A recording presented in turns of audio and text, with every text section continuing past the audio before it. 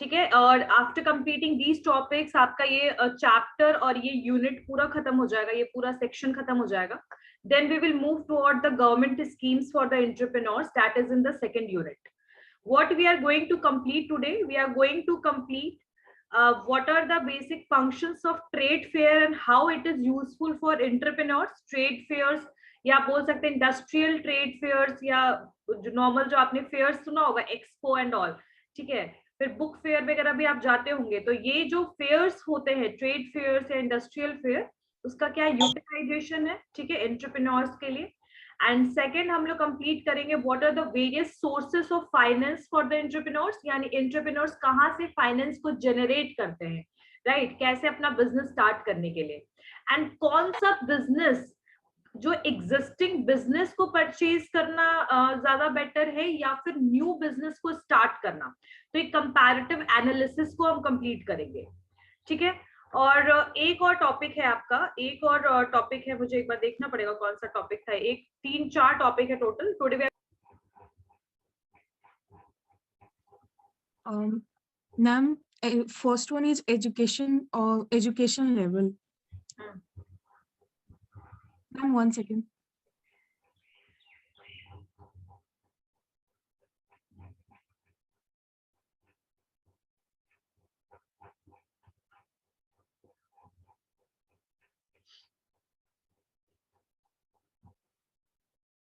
Right, what is trade fair? Trade fair क्या है?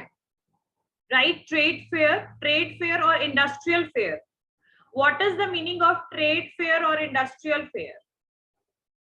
Trade fair और इंडस्ट्रियल फेयर का मतलब क्या है, सब लोग लिखिए, और बाकी सारे बच्चे. So first of all we just need to write what is the meaning of trade fair. लिखिए क्या होता है trade fair.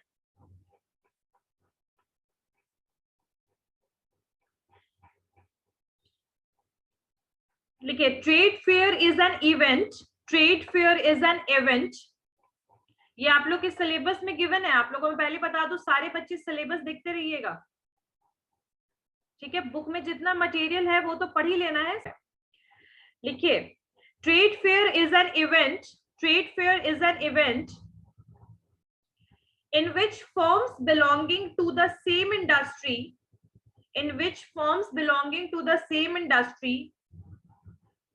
present their products and services,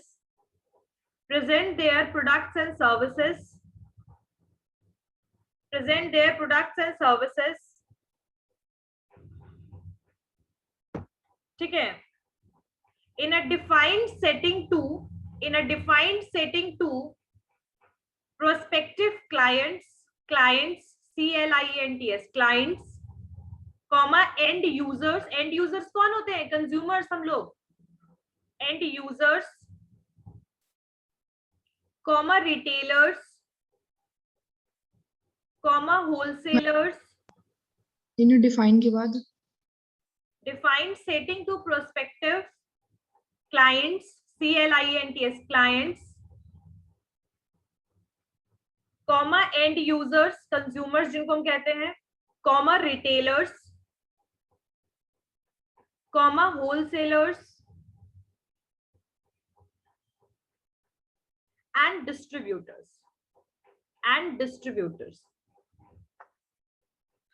See, जो ट्रेड फेयर क्या होता है, what is the meaning of trade fair? Trade fair actually में एक इवेंट होता है जो ज्यादा दिनों के लिए नहीं होता है, परमानेंट वे में नहीं होता है, वो बेसिकली कुछ टाइम पे एक ऑर्गेनाइज होता है, मंथ में, एक मंथ के लिए, for 14-15 days for particular time, right. Mostly 1 month के लिए कोई भी ट्रेड फेयर ऑर्गेनाइज होता है मिनिमम.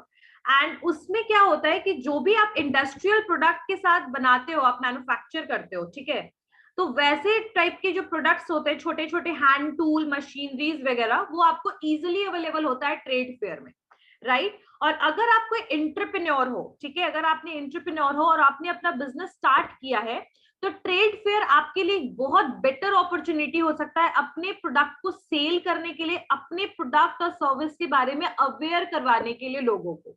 ठीक है, वहां पर बेसिकली जो ट्रेड फेयर्स होते हैं, एक तो ये बहुत अट्रैक्टिव मेला टाइप होता है, ठीक है, एक ऐसा मेला होता है जहां पर आपको बहुत सारी चीजें मिलती हैं, ठीक है। तो इसकी वजह से बहुत सारे वर्ल्ड के बाहर, इंडिया के बाहर सॉरी, दूसरे कंट्री के लोग भी आते हैं आपके फेयर को देखने के लिए।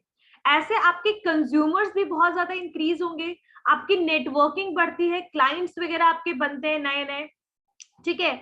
और अगर आप चाहो तो यहाँ पर रिटेलर्स भी आते हैं, यानी कि जो पर्सन कंज्यूमर को प्रोडक्ट सेल करता है वो भी आते हैं, होलसेलर्स भी आते हैं, ठीक है, डिस्ट्रीब्यूटर्स भी आते हैं। तो यानी कि यहाँ पर आपको हर सेक्टर का आपको बेसिकली क्लाइंट मिल जाएगा, मतलब यानी वो होलसेलर का भी पर्सन हो सकता है, आपका रिटेलर भी हो सकता है, एंड यूजर यानी कि जैसे हम लोग कंज्यूमर्स हैं हम लोग भी हो सकते हैं।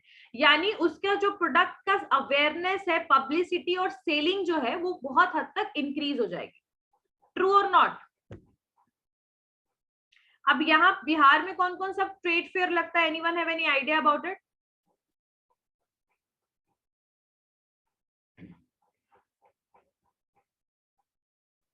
मैम गांधी मैदान के पास भी लगा था। एक्सपो लगता है, आई गेस एक्सपो लगता है, जिसमें इंडस्ट्रियल सामान वगैरह भी मिलता है, प्रोडक्ट्स मिलता है।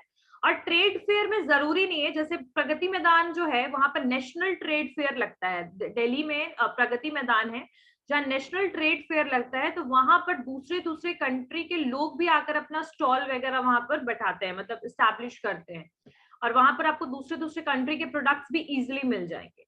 तो जो नेशनल ट्रेड फेयर्स होता है, और वहां पर आपको इंडिया के भी हर कोने से और हर एक स्टेट के लोग जाकर वहां पर ट्रेड फेयर में पार्टिसिपेट करते हैं। यहाँ तक कि जब when I visited there, kind of opportunity for each and every entrepreneur, right. और यहाँ पर जरूरी नहीं है कि सेम अलग अलग टाइप के प्रोडक्ट्स ही सेल होंगे, यहाँ सेम कैटेगरी के भी फेयर लगते हैं, जिसको हम कहते हैं बुक फेयर, जहां पर सिर्फ बुक्स मिलते हैं, राइट। तो सेम टाइप के प्रोडक्ट के साथ डील कर रहे हैं वो भी आपको मिलेगा, उस टाइप के ट्रेड फेयर्स भी लगते हैं। और अलग अलग इंडस्ट्रीज और टूल्स वगैरह, मशीनरी वगैरह के लिए भी ट्रेड फेयर्स ऑर्गेनाइज होते हैं। तो ट्रेड फेयर क्या है, सबको समझ में आ गया? ट्रेड फेयर के और भी नाम है, जैसे ट्रेड शो भी कहते हैं, ट्रेड एग्जीबिशन भी होता है, ट्रेड एक्सपो वगैरह भी होता है। ये सब ट्रेड इंडस्ट्रियल ट्रेड के सारे ये अलग अलग नाम है, ठीक है। Trade show, expo, trade exhibition. अब इंपॉर्टेंस क्या है ट्रेड फेयर का? तो सबसे पहले लिखिए इंपॉर्टेंस ऑफ ट्रेड फेयर में, it help to launch new product और services. It help to launch new product और services. It help to launch new products or services.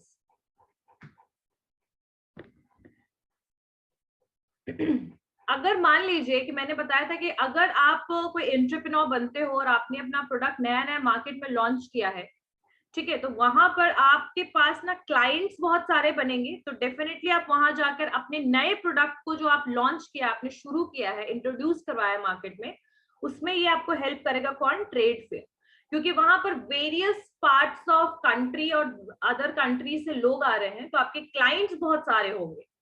और कई बार ऐसा भी होता है कि कुछ होलसेलर्स और दूसरे इंडस्ट्रीज के लोग भी आते हैं ट्रेड फेयर में और बल्क में प्रोडक्ट परचेज करते हैं, राइट। और इसके लिए क्या करते हैं कोई भी एंटरप्रेन्योर, जैसे कोई वहां पर एक ट्रायल दिखाते हैं, इंडस्ट्री मतलब इंडस्ट्रियल प्रोडक्ट आप बना रहे हो तो किस तरीके से उसको यूज करते हो, उसका वीडियो बना रहे हो आप, ट्रायल दिखा रहे हो उनको, ठीक है, डेमोन्स्ट्रेट कर रहे हो आप अपने प्रोडक्ट के बारे में, ठीक है, उनको समझा रहे हो।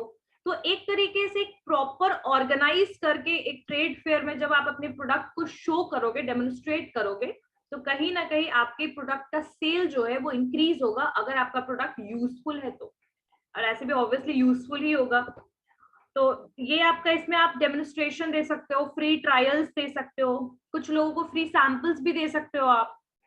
अगर आप इंडस्ट्रियल प्रोडक्ट बना रहे हो तब तो आप उनको डेमोन्स्ट्रेट करके बताओगे कैसे यूज होता है, ठीक है। और अगर आप कोई प्रोडक्ट्स वगैरह बना रहे हो तो आप उनको सैंपल्स वगैरह दे सकते हो, ठीक है, यूज करने के लिए। कुछ ईडेबल चीजों में अगर आप डील कर रहे हो तो आप उनको सैंपल दीजिए, टेस्ट करवाइए। तो ट्रायल्स कर सकते हो, डेमोन्स्ट्रेशन कर सकते हो, ठीक है, फ्री सैंपल्स वगैरह दे सकते हो, ताकि जो आपके पोटेंशियल कस्टमर्स हैं वो आपके बिजनेस की तरफ क्या हो जाए, थोड़ा सा इंक्लाइन हो जाए, वो आपके बिजनेस की तरफ थोड़ा कंसर्न दिखाएं, ठीक है। तो ये एक तरीका हो सकता है पहला किसी भी एंटरप्रेन्योर के लिए, जब वो नया कोई प्रोडक्ट मार्केट में लेकर आ रहा है तो उसके लिए हेल्पफुल है ट्रेड फेयर, ठीक है। सेकंड लिखिए, second, helps to create lasting impression, helps to create lasting impression. ठीक है, सी जब भी मैं लास्ट टाइम जब मैं ट्रेड फेयर में गई, a trade fair offers numerous options of interaction with, a trade fair offers numerous मतलब बहुत सारे, numerous options of interaction with potential clients and customers, ठीक है. A well designed, ma'am repeat. Ma'am हाँ बोलो बेटा. ठीक है. A trade fair offers numerous options of interaction with potential clients and customers. आगे लिखिए. A well designed booth यानी वही जो कैंपेन छोटे लगाते हैं हम लोग सेल करने के लिए. बहुत सारे ट्रेड फेयर्स जो होते हैं, जैसे नेशनल ट्रेड फेयर्स में तो जो लुक होता है वो बहुत इंटरेस्टिंग और आपके बिल्कुल कल्चर को शो करता हुआ बूथ बनाया जाता है. दूर से वो इतना अट्रैक्टिव होगा कि आप वहां पर बिना जाए नहीं रह सकते. तो लाइक वही चीज बोला जा रहा है कि जो तो बूथ बनाया जा रहा है ट्रेड फेयर में, ठीक है. वेल डिजाइंड बूथ समझ रहे हो ना, पीसी और उसकी बूथ की बात नहीं कर रही हो. ट्रेड फेयर में जो बूथ बनाया जाता है जहां प्रोडक्ट्स को रख के सेल करते हैं, ठीक है. छोटे टेंट वगैरह, आप कहीं छोटे मोटे फेयर में जाते हो तो वहां पर टेंट्स वगैरह बनाए जाते हैं ना, वैसे यहाँ पर बूथ की बात कर रहे हैं. Booth is one of the best way to promote the brand image, encourage others to view product and services. A well designed booth is one of the best way to promote your brand image and encourage others to view the product and services.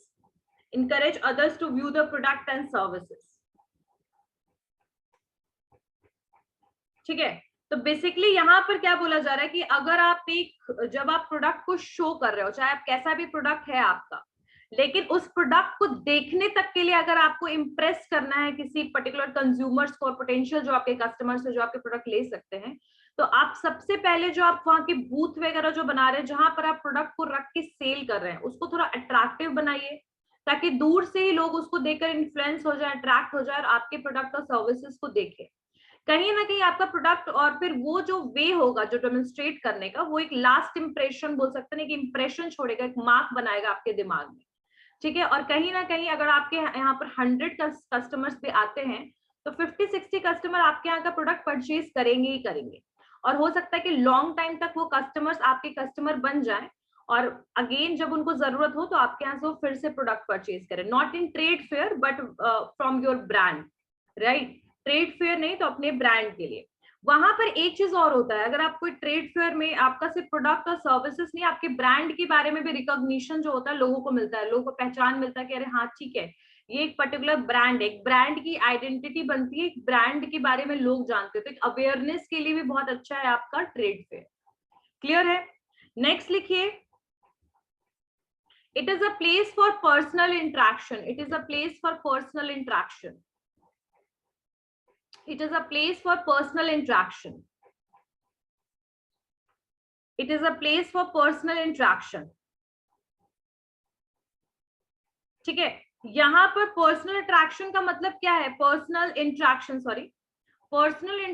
का मतलब क्या है कि आप normally advertisement हो गया, वो सब में आपका कोई पर्सनल इंटरेक्शन नहीं होता है कंपनी और उसके प्रोडक्ट के साथ, मतलब जो प्रोडक्ट को सेल करे उनके साथ. यहाँ पर जो सेलर है वो पर्सनली इंटरेक्ट कर रहा है किसके साथ? कंज्यूमर के साथ.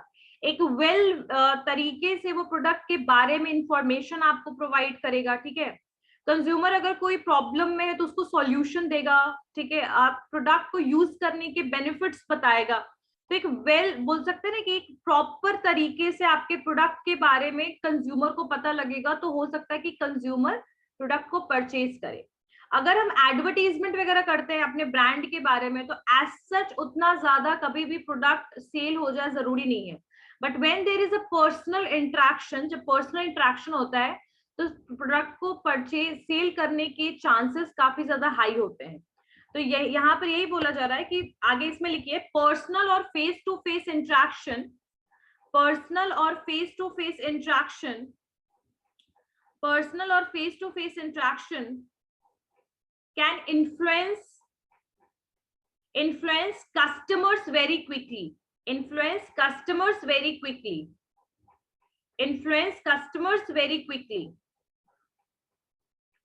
influence customers very quickly, यानी बहुत जल्दी कस्टमर्स को इन्फ्लुएंस कर देता है अगर फेस टू फेस इंटरेक्शन हो रहा है। फेस टू फेस इंटरेक्शन समझ में आ रहा है? एक तरीके से पर्सनल सेलिंग हो रहा है, एक पर्सन है जो सेलर है और एक कंज्यूमर है, तो फेस टू फेस इंटरेक्शन हो रहा है। ठीक है, आगे लिखिए ट्रेड फेयर प्रोवाइड अपॉर्चुनिटी, सबने लिख लिया ना, पर्सनल और face to face interactions can influence the customers very quickly. लिखिए trade fair provides opportunity, trade fair provides opportunity to the companies, to the companies who have their stall or booth, who have their stall or booth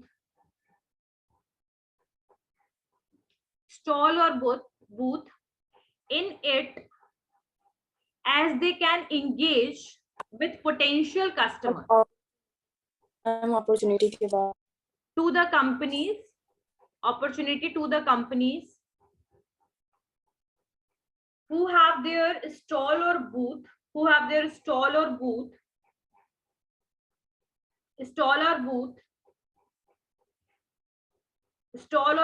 in it मतलब trade fair में, as they can engage with the potential customers, and they can engage with the potential customers and make them understand, they can engage with the potential customer and make them understand the value of goods and services they are displaying, the value of goods and services they are displaying. ठीक है, तो ये जो मैंने आप लोगों को समझाया था कि यहाँ पर पर्सनल सेलिंग में कोई भी कंपनी जो है, कोई भी ब्रांड जो है, या फिर कोई एंटरप्रेन्योर, अगर हम ईडीपी पढ़ रहे हैं तो हम एंटरप्रेन्योर के टर्म में समझेंगे। तो जब हम कोई बिजनेस शुरू कर रहे हैं तो ऑब्वियसली एक हम तरीके से कंज्यूमर को इन्फ्लुएंस कर सकते हैं, अपने प्रोडक्ट के बारे में, अपने आइडियाज के बारे में उनको बता सकते हैं। हमारा आइडिया अगर इनोवेटिव है और हमारा आइडिया डिस्टिंक्ट है और प्रोडक्ट भी बिल्कुल डिफरेंट है जो मार्केट में लोग दूसरा प्रोवाइड करा रहे हैं, ऐसे केस में आपका जो प्रोडक्ट है उसके चांसेस सेल होने के बहुत ज्यादा इंक्रीज हो जाते हैं, और हो सकता है कि आपके जो कंज्यूमर्स बनेंगे वो लॉयल कंज्यूमर्स बनेंगे, और अवेयरनेस, पब्लिसिटी भी इस तरीके से क्या होगा, बहुत ज्यादा होगा। माउथ टू क्या बोलते हैं उसको, mouth publicity, word of mouth. ठीक है, जहां पर लोग एक दूसरे को बताते हैं कि भाई आप प्रोडक्ट जो है इसी कंपनी का खरीदिए, बहुत बेटर है। क्लियर है? तो ये चीज जो है ये आपका किसमें होता है, ट्रेड फेयर में। आगे लिखिए और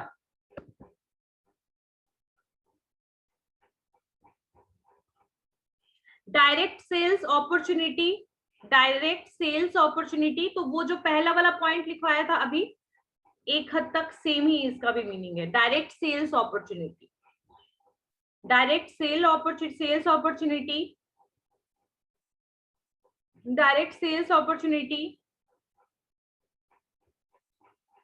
आगे लिखिए कॉस्ट इफेक्टिव नेटवर्किंग।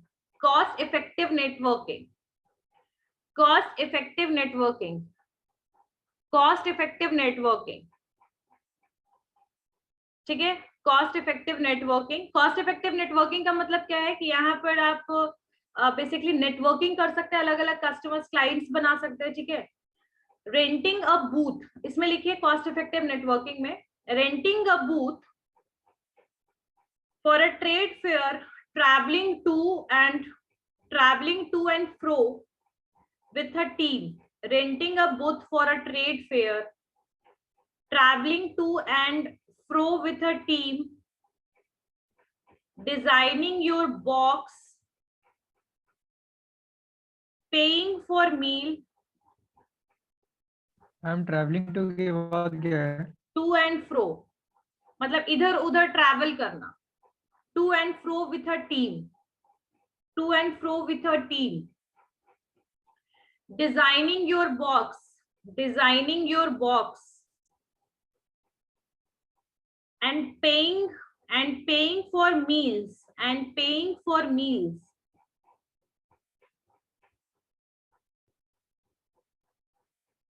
ठीक है, might look unnecessary, might look unnecessary and additional expenses, might look unnecessary and additional expenses, might look unnecessary for the unnecessary and additional expenses, unnecessary expenses. But when you will see it in another angle, when you see it in another angle, when you see it in another angle, you will find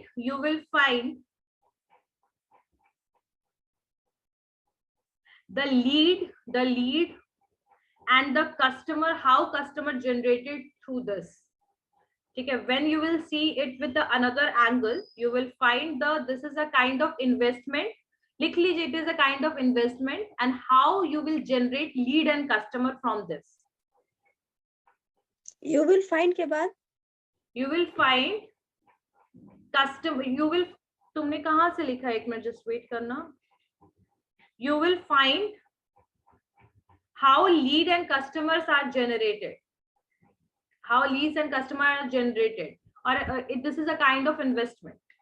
किसी भी तरीके की language में लिख लो, मतलब same ही आएगा कि एक इन्वेस्टमेंट है और किस तरीके से आपके लीड्स और कस्टमर्स जनरेट हो रहे हैं.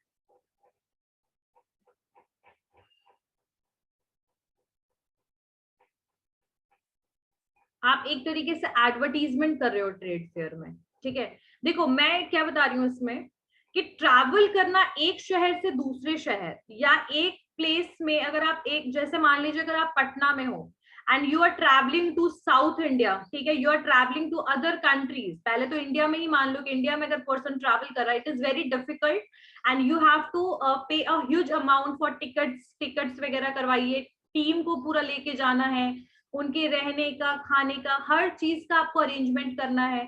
ठीक है, तो अगर बोला जाए तो एक तरीके से पैसे बहुत लगेंगे. ठीक है, ट्रेड फेयर में बूथ वगैरह लगाना, स्टॉल लगाना, कई बार गवर्नमेंट को भी पेमेंट करना पड़ता है इसके लिए.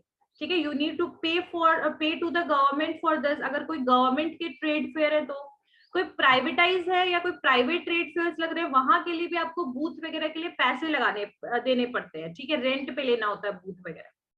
ठीक है, तो ऐसे केस में आपके पैसे इनिशियली बहुत खर्च हो रहे हैं, क्योंकि आप कहीं ना कहीं ट्रेड फेयर में एक्सट्रीम पैसे लगा रहे हो, हर चीज का अरेंजमेंट कर रहे हो, डिजाइन बनाना, अपने बूथ को सजाना, डिजाइनिंग करना, प्रोडक्ट्स को कैरी करना, प्रोडक्ट्स को पैक करना, एवरीथिंग इज वेरी हेक्टिक.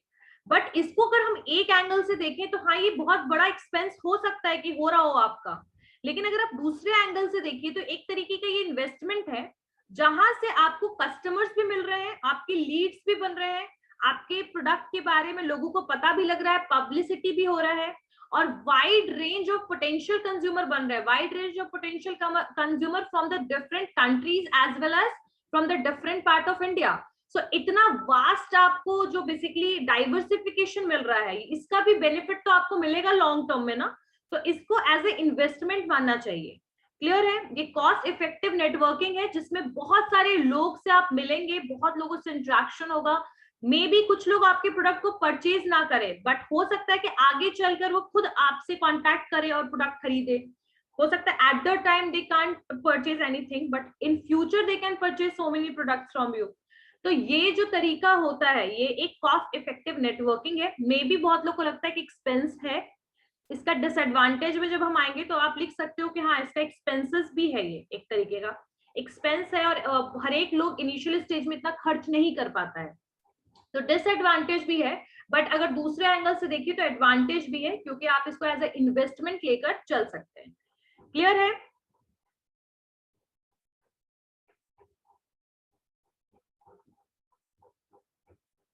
ठीक है, इसमें आगे लिखिए labels the marketing field, labels the marketing field, labels the marketing field, labels the marketing field. ठीक है। ट्रेड फेयर एक बहुत पॉपुलर प्लेटफॉर्म है, सबको पता है कि इसके थ्रू बहुत सारे एडवांटेजेस हो सकते हैं कि कोई नए न्यू कमर जो हो मार्केट में या फिर नया कोई एंटरप्रेन्योर हो। क्लियर? तो ऐसे केस में कई बार जो होते हैं ट्रेड फेयर्स अगर आप लगाते हो तो वहां पर सेम प्रोडक्ट टाइप के आपको दूसरे एंटिटीज भी मिल जाएंगे, यानी जो प्रोडक्ट के साथ आप डील कर रहे हो वैसे ही प्रोडक्ट दूसरे भी कंपनीज बना रहे हैं, वैसे आपको एंटिटीज मिलेंगे। तो उनसे उनके साथ एक कॉम्पिटिटिव एनवायरनमेंट में वर्क करना, एक वो भी चीज आप सीखोगे। ठीक है। उसके अलावा उनके थोड़े आइडियाज वगैरह देखोगे जो हो सकता है कि आपको आगे चलकर बिजनेस में काम आए। तो इसमें लिखिए, in trade fair we will find all sorts of business entities, we will find all types of business entities, all types of business entities, all type of business entities participating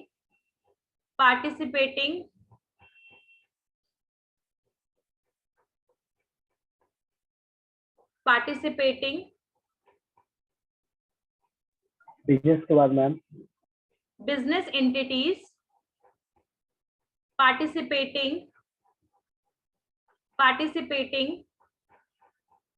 in it from locally owned entities to companies, in it from local owned entities to companies at national and international level, in it from the locally owned entities to companies, in it from locally owned entities to companies at national and international levels, at national and international levels।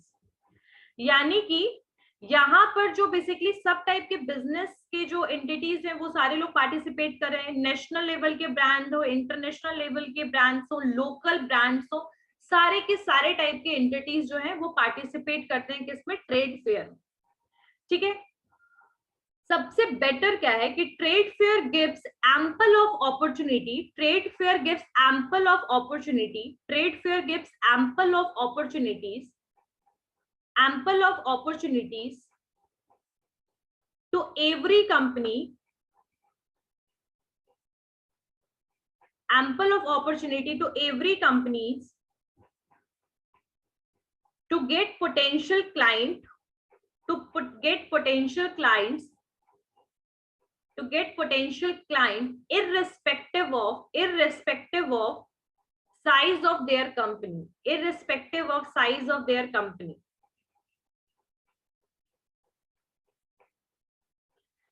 यानी कि यहाँ पर जो levels the marketing field का मतलब यही है कि बहुत सारी कंपनीज आती हैं। इसमें एक दो लाइन नहीं लिखा जो मैंने आप लोगों को स्टार्टिंग में समझाया था, बट उसको याद रखिएगा कि बहुत सारी कंपनीज जो हैं वो एक साथ ट्रेड फेयर में एंटर करती हैं, एक साथ रेंट पे बूथ लेती हैं, स्टॉल लेती है, स्टॉल लगाती हैं, और साथ साथ में जो प्रोडक्ट वगैरह जो सेल कर रही हैं वो कुछ इंटरनेशनल ब्रांड्स के भी हैं, नेशनल ब्रांड्स भी हैं, नेशनल कंपनीज भी, इंटरनेशनल कंपनीज भी हैं, लोकल कंपनीज भी हैं।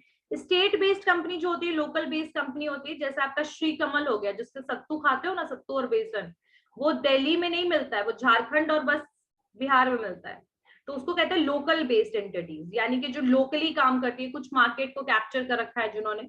तो ऐसे सारी ही कंपनीज जो होती हैं, लोकल एंटिटीज जो होती हैं, वो क्या करती हैं? वो बिजनेस को एस्टैब्लिश करती हैं, वो सॉरी स्टॉल लगाती हैं, सारी की सारी।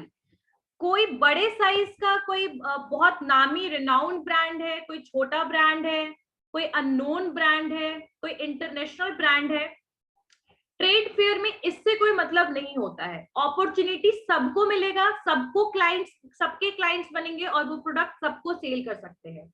अगर हम कोई मार्केट में प्रोडक्ट लेने जाते हैं तो हम ब्रांड के बारे में बहुत ज्यादा अवेयर होते हैं, ये ब्रांड लेते हैं, वो ब्रांड लेते हैं, बट जब आप ट्रेड फेयर में जा रहे हो तो वहां पर सब पर्टिकुलर सारे एंटिटीज को प्रॉपर बेनिफिट मिल रहा है। और अगर कोई सेम एंटिटी के कंपनीज हैं तो उनको कॉम्पिटिटिव एनवायरनमेंट भी देखने के लिए मिल रहा है। ठीक है, उनसे भी वो बिजनेस आइडियाज वगैरह ले सकते हैं। तो एक प्रॉपर इंट्रैक्शन विद बोल सकते हैं proper interaction, potential customers, business और ब्रांड के लिए पब्लिसिटी, हर चीज आपको एक ही बोल सकते हैं कि वन रूफ के अंडर में आपको सब कुछ मिल रहा है, यानी एक ही जगह में आपको सारी बेनिफिट्स नेटवर्किंग वगैरह की मिल रही है। तो ये सारे बेनिफिट्स थे ट्रेड फेयर के, कोई डाउट नहीं है। दूसरी कंपनीज भी आकर प्रोडक्ट लेती हैं, ट्रेड मार्केटिंग भी होता है, B2B सेल्स भी होगा आपका, कस्टमर मार्केटिंग भी होगा, ब्रांड विजिबिलिटी भी होगा, media relations, industrial marketing, each and every function, ये सारे फंक्शंस हो गए आपके ट्रेड फेयर में। ठीक है, डिसएडवांटेजेस क्या हो सकते हैं ट्रेड फेयर के? सबसे पहला डिसएडवांटेज है कि बेसिकली जो नए कंपनीज हैं, ठीक है, उनके लिए बहुत बड़ा एक्सपेंस हो सकता है। जो न्यू कंपनीज हैं उनके लिए इनिशियल एक्सपेंस हो सकता है, बहुत सारी जो नई कंपनी होती है वो इतनी भारी एक्सपेंस को नहीं कैरी कर सकते, नहीं उठा सकते, ठीक है, नहीं ले सकते। तो कुछ कंपनीज इसमें रह जाती हैं क्योंकि उनको इनिशियली बहुत पैसा खर्चना पड़ता है, राइट, फर्स्ट, और ये सारी कंपनीज के पॉकेट उनको अलाउ नहीं करता है। तो ये एक बहुत बड़ा रीजन है, क्योंकि आपको ट्रेड फेयर में जब आप बूथ वगैरह स्टॉल लगाते हो, ठीक है, वहां पर तो आपको इनिशियली खर्च करना पड़ता है पैसा, ठीक है। तो बहुत ये थोड़ा सा इम्पॉसिबल हो जाता है कुछ नई कंपनीज के लिए कि इनिशियल स्टेज पे इतना खर्च किया जाए, ठीक है। सेकेंड डिसएडवांटेज है ट्रेड फेयर का कि बेसिकली इसमें फर्स्ट लिख लिया सबने कि बिकॉज ऑफ, लिखिए, expenses involved in trade fair, expenses involved in trade fair are not possible for new companies. Expenses involved in trade fair are not possible for some new companies to carry in initial stage. To carry in initial stage. To carry in initial stage.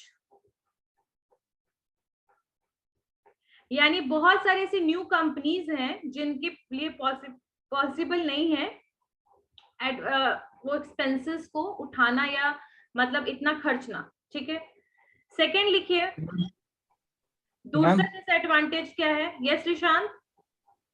Ma'am expense मतलब इधर, लेकिन फिर ma'am उधर भी तो expense बच रहा है, एडवर्टाइजमेंट कॉस्ट ये सब में। वो तो बच रहा है, मैंने advantage... क्या बोला था, मैंने आपको जब वो मैंने एडवांटेज में भी ये लिखवाया था कि दूसरे एंगल से देखिए तो इन्वेस्टमेंट आपका ये एक तरीके का इन्वेस्टमेंट है, लेकिन ये भी तो चीज तुम सोचो ना कि एक टाइम पर सारी कंपनीज का सिचुएशन